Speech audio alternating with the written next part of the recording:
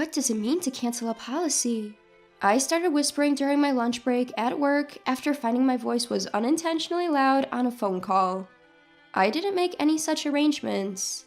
I was puzzled and frustrated. My mind went blank. The insurance company representative on the other end of the line, a woman, remained calm in contrast to my distress.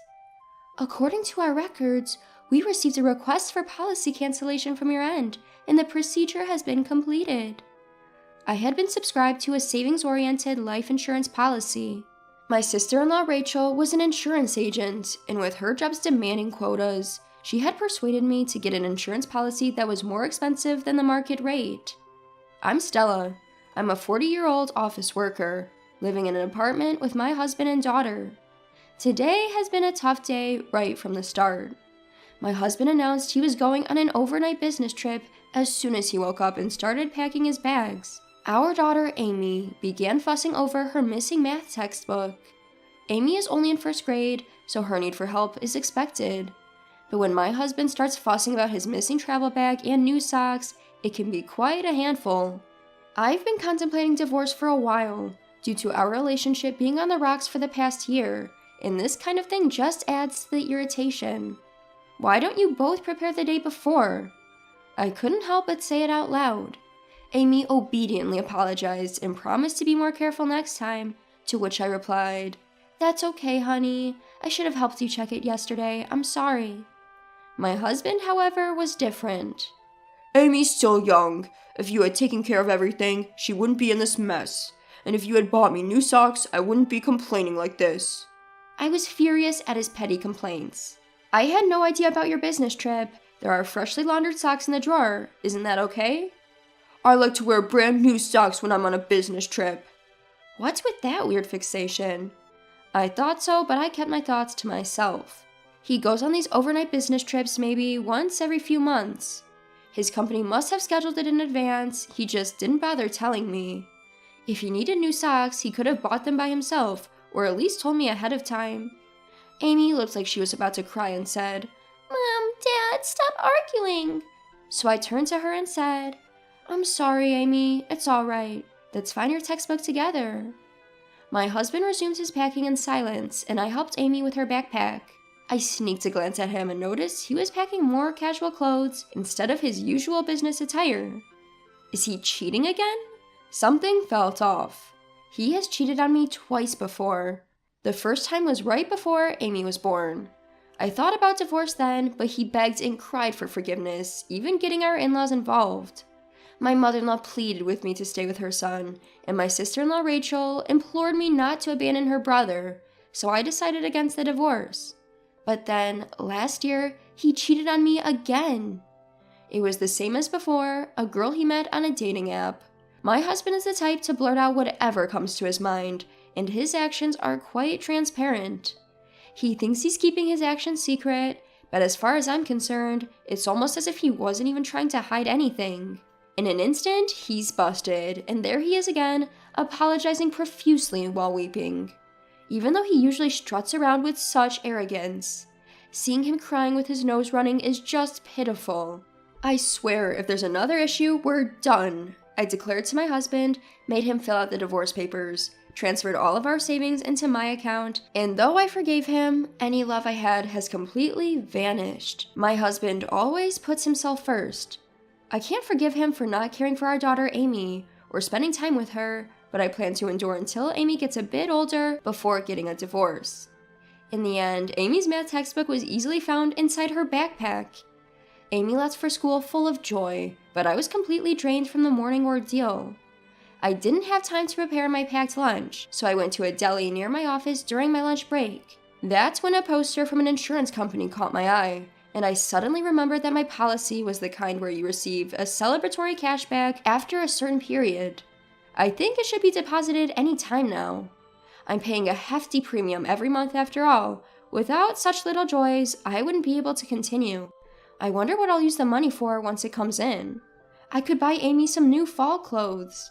I was starting to feel a little excited. With a spring in my step, I dropped by the bank to update my passbook and found that not only was there no celebration money, but this month's insurance premium hadn't been deducted yet. Huh? That's strange. Isn't the premium supposed to be deducted the same month I received the bonus? Initially, I was simply baffled, but recalling my husband's shady actions this morning, I had a bad feeling and decided to call the insurance company. Turns out Rachel, my sister-in-law, was off for the day. Another woman picked up and filled me in, revealing the cancellation of my policy. She said the cancellation fee had already been paid, but I didn't see any such deposit in my account. The lady on the phone kept insisting that all paperwork was in order and that the insurance company had done everything by the book. It would be a huge issue if the policy was canceled without my consent. It felt like she was indirectly implying that the insurance company wasn't at fault. Let me make this very clear. I had absolutely no intention of canceling my policy. I'll check with Rachel and my husband, but you at the insurance company better confirm with Rachel too. I stuck it to them, then hung up. Before I knew it, lunch break was almost over. I didn't even have time to eat the lunch I'd brought from the deli, but my appetite was gone anyway, and I had other matters to attend to. I asked my boss if I could leave early, then I got down to completing the remainder of my work. I left the office a bit earlier than usual and immediately called my husband's cell phone. If he really was busy working and couldn't answer the call, that's just how it would have to be. Stella, why are you calling me? I'm at work. After a few rings, my husband picked up the phone. Despite grumbling that he was at work, there was upbeat, merry music playing in the background. I wondered why my husband thought he wouldn't get caught. This is absurd. I'm sorry about that. Hey, my life insurance was canceled without my consent, and there's no cash value. Do you know anything about this? I'm thinking I might have been scammed, and I'm considering going to the police. What? The police? What the hell are you thinking? It was me, okay? I had suspected it was the work of my husband and Rachel, so I exaggerated my claims. My husband was startled and immediately confessed. I was somewhat relieved, but my anger began to rise. Oh, really? It was you. Where's the cash value then? I used it to support my mom. Support? Did something happen to my mother-in-law? Did she suddenly need money? No, she just said she wanted to take a family trip to the holiday resorts every now and then. A trip? I was surprised at the unexpected words. You canceled my life insurance without my consent for something like that? You used it for travel expenses? The business trip was a lie? Yeah, I'm the beneficiary, so I don't see a problem. We're all going to stay in a luxury hotel. I'm in the lobby right now, and there's an amazing chandelier. Maybe he thought it was okay to open up because he got caught already. My husband bragged in an excited tone. What the heck? I have a complaint. I have a lot of complaints. Why did you cancel without my consent? I'm the one paying the premium for my own salary, right? You guys should be able to afford your own travel expenses. Aw, shut up. After all, if something happens to you, I'm the one who gets the money. So it's my money. You're healthy and you're not going to die anytime soon. You can just take out another policy. I can't understand my husband's arguments at all. But the conditions change as you get older and the insurance premiums get higher. Do you really not understand that? Well, I'm not the one who's paying. I had a headache at my husband's irresponsible words. Do your parents and Rachel know that you canceled my life insurance without my consent? Didn't my father-in-law say anything? Rachel is obviously an accomplice. You and Rachel forged my handwriting and stamped it, right? Well, yeah. My mom and dad were happy and said it was a good idea. After all, you're the one holding all our money, so it's all your fault. I want to take a break and have some fun once in a while. It's okay, right? We came on a family trip and everyone's happy. The family you're talking about includes your father and mother and Rachel, right? Why aren't Amy and I included? Isn't your family Amy and me? Insurance is for emergencies, and I'd be happier if I didn't have to use it. Shouldn't you consult me first if you want to support travel expenses? Because you would definitely say no. You and Amy are always together, so it's okay to be with the family for a change. And besides, Rachel said she wanted to take out a new life insurance policy for you, so I thought it was like killing two birds with one stone. That's just for you guys, huh? Unbelievable. You don't want to admit something because it's considered bad? What an excuse. Aren't you embarrassed behaving like grade schoolers? You're making me not want to talk by getting angry like this. What a pain in the ass. If you keep up this bickering, I wouldn't mind getting a divorce. I bet you couldn't pull it off. Perhaps he's become too emboldened being in a tourist spot. My husband sounds more assertive than usual. Understood. I hung up the phone. Brace yourself. I'll get back at my in-laws and my husband for all of this. I murmured to myself. My patience is at its end. My husband has been underestimating me because I've always forgiven him, even though he kept threatening to divorce. I had thought that my in-laws were normal people, and Rachel wasn't a bad person, despite her insistence on pushing for a high life insurance policy. But normal, sensible people wouldn't unilaterally cancel their daughter-in-law's life insurance and misuse the money. This is what I get for marrying into this family. I'll cut them all off. I immediately headed to the court. I always kept the divorce papers my husband had filled out in my bag like a talisman. I submitted the divorce papers right away, then picked up my daughter Amy from the after-school program. On our way home, I told Amy about the divorce. Amy was surprised, but after explaining carefully, she accepted it. When we got home, Amy asked, "So, Dad isn't coming back home anymore?" "Your dad won't be back tonight because he's on a business trip. We're getting divorced, so we're going to live separately, but we still need to prepare for that." I answered carefully, not understanding Amy's question. "Then let's start packing right away. Hurry." "Huh? What's going on?" "Well, you're breaking up with Dad, right? You don't have to cry anymore. I don't like him because he's always mad." "Wait, Amy, did you always try to stop us from fighting because you didn't want me to be sad?" "Of course." I had intended not to divorce for Amy's sake, but it seems she had been putting up with this situation all this time. The reason why Amy was always trying to intervene in our fights was simply because she was worried about me. "Dad never plays with me, even on his days off, and he tells me to go away whenever I talk to him. He only uses me when he wants to say something mean to you like this morning. I've always been sad because I love you, Mom." Amy smiled slightly. Her smile pierced my heart. My husband, who is selfish and always prioritizes himself, has been seen through not only by me, but also by Amy, and it seems Amy has had enough of my husband. It was heartbreaking to learn of Amy's true feelings in this way, and I felt like crying. "I see. I'm sorry, Amy. I've made you go through a lot. From now on, it's going to be just the two of us. But I'll take good care of you. I really love you." Yay! I vowed never to let Amy be sad again. While Amy was doing her homework, I kept myself busy by reaching out to a lawyer, searching for realtors and movers online. Then I contacted my parents. When I explained the situation, they told me, "Come back home right away." Amy doesn't have to transfer schools. Moreover, if it's tomorrow morning, my father said he could borrow a truck from an acquaintance and help us move our things. I contacted the landlord and the elementary school, briefly explaining that we'd be commuting from my parents' home from now on.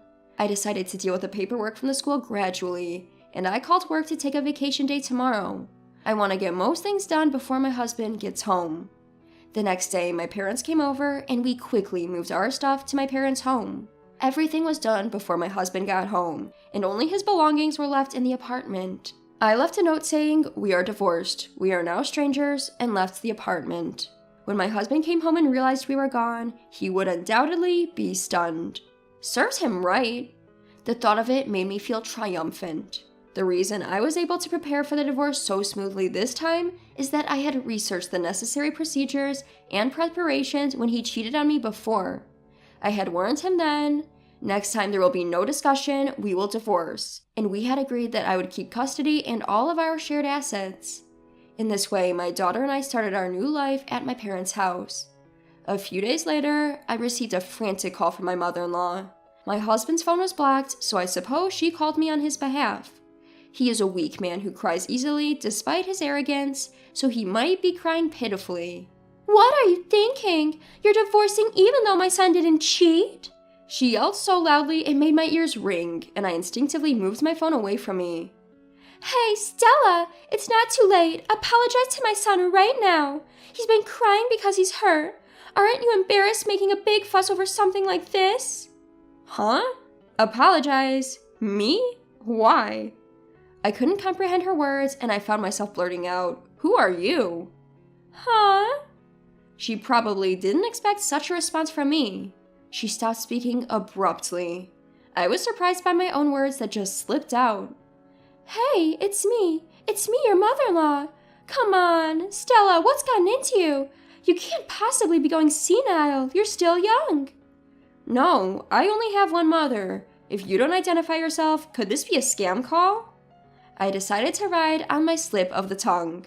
After all, we're strangers now that we're divorced, and there's no point in having a serious conversation with people who'd unilaterally cancel a life insurance policy. Don't be ridiculous, Stella.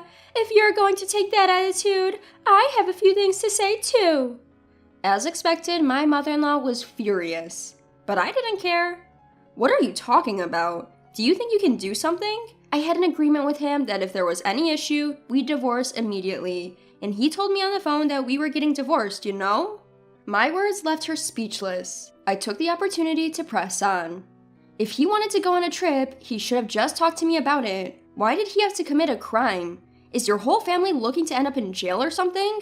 I think canceling life insurance without consent qualifies as forgery, you know? That could lead to imprisonment from 3 months to 5 years, so I'm ready to fight this thoroughly. I don't want to hear about how his family has no savings or they're poor. My husband might have just done this nonchalantly. But that's precisely why I can't forgive him. What? Hold on a minute. We can't have criminals in this family. Hey, sorry. Listen to me, please. Perhaps surprised by the mention of imprisonment, my mother-in-law, who had been on a roll just a moment ago, suddenly became submissive, but it was too late. I hung up and blocked all calls from my husband's family. After that, my husband was so shocked by the divorce that he voluntarily left his job and became a shut-in. As for life insurance, we used a system known as the financial ADR, which resolves insurance-related disputes outside of court and successfully settled. Rachel, my sister-in-law, was disciplined and fired from her insurance company, and it even made minor headlines. Because of this, the in-laws became the talk of the town and were shamed by relatives, being told things like, "You have no common sense," and "have some shame," and it seems like they were quite uncomfortable. Both my husband and Rachel have become unable to work, and it seems they're in quite a financial crunch. I'm living freely with my daughter Amy, back at my parents' house. I want to make up for the hardship I've put Amy through by showering her with plenty of love.